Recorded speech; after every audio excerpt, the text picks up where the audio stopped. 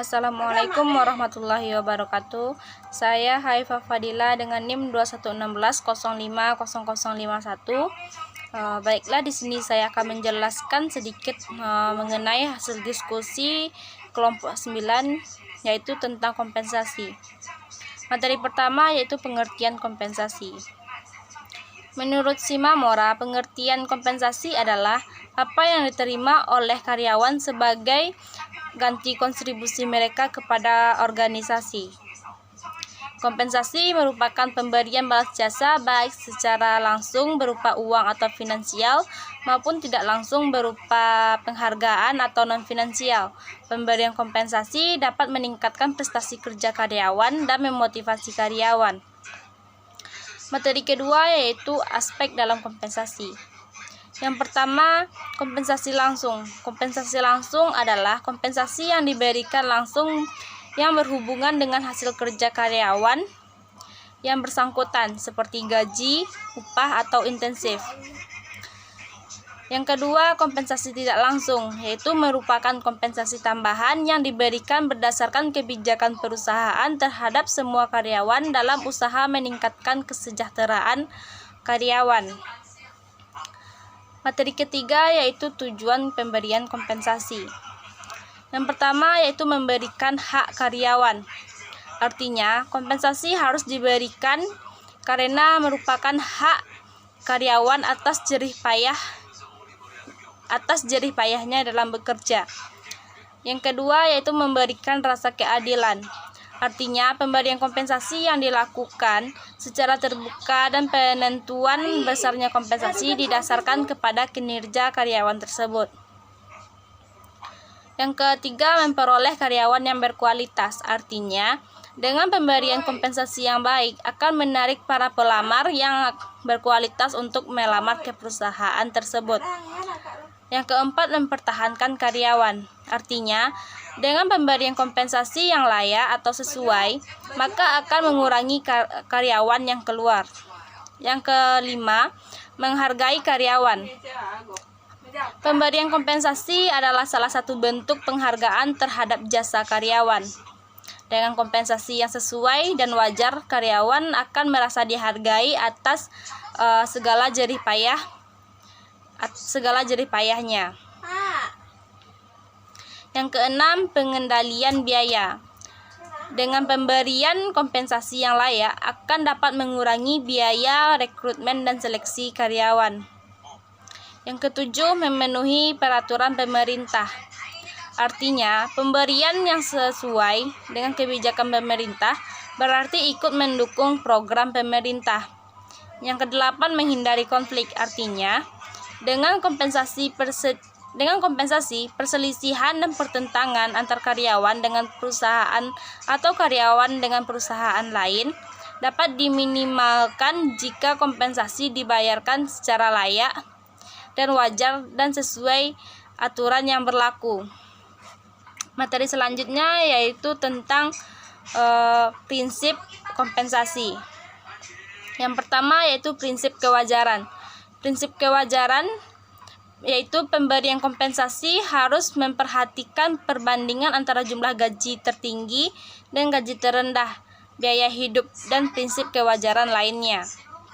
Yang kedua yaitu prinsip keadilan, yaitu program kompensasi harus terdapat ansur atau jaminan keadilan baik dalam kaitannya dengan unsur waktu kerja atau prestasi kerja.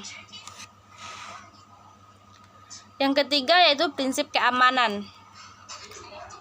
Program kompensasi juga harus memperhatikan hal-hal yang tidak berkaitan langsung dengan pekerjaan atau jabatan, semisal sakit, kecelakaan kerja, bencana alam, PHK, dan sebagainya.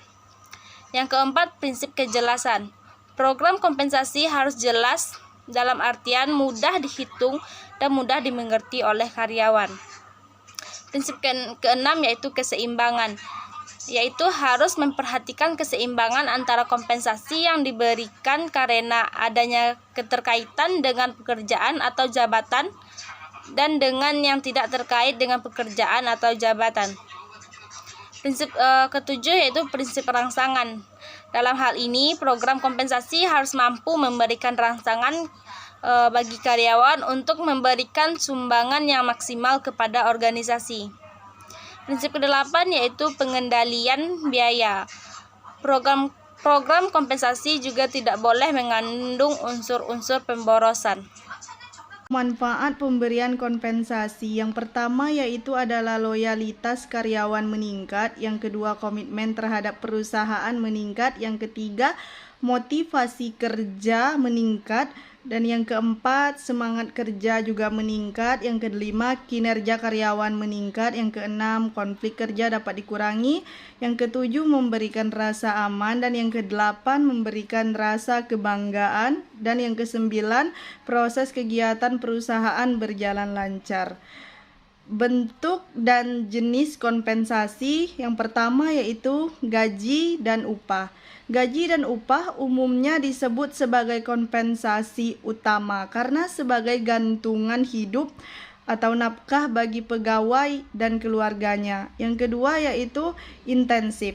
Intensif dipandang sebagai penghargaan atau ganjaran yang diberikan untuk memotivasi para pegawai agar produktivitas kerjanya semakin tinggi. Yang ketiga adalah tunjangan.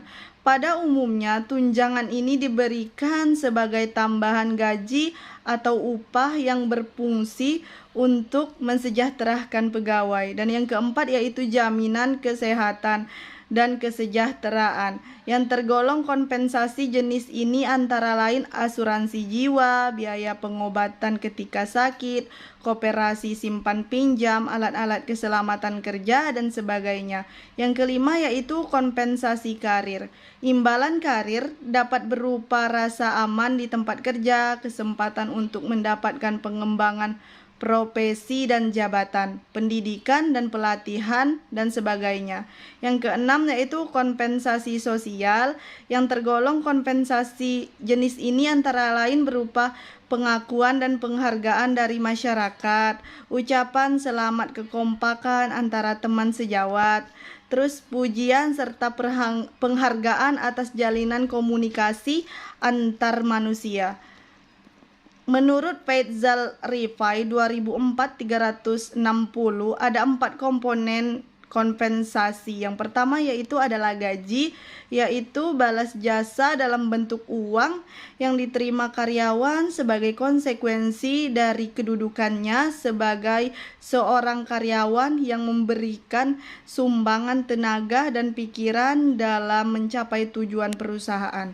Yang kedua yaitu upah, merupakan imbalan finansial langsung yang dibayarkan kepada karyawan berdasarkan jam kerja, jumlah barang yang dihasilkan, atau banyaknya pelayanan yang diberikan. Yang ketiga yaitu insentif. Insentif ini yaitu merupakan imbalan langsung yang dibayarkan kepada karyawan karena kinerjanya melebihi standar yang ditentukan. Dan yang keempat yaitu kompensasi tidak langsung, yaitu merupakan kompensasi tambahan yang diberikan berdasarkan kebijakan perusahaan terhadap semua karyawan sebagai upaya meningkatkan kesejahteraan para karyawannya. Sekian yang dapat saya sampaikan, dan inilah materi dari kelompok 10. Lebih dan kurangnya kami mohon maaf, dan kami akhiri dengan wassalamualaikum warahmatullahi wabarakatuh.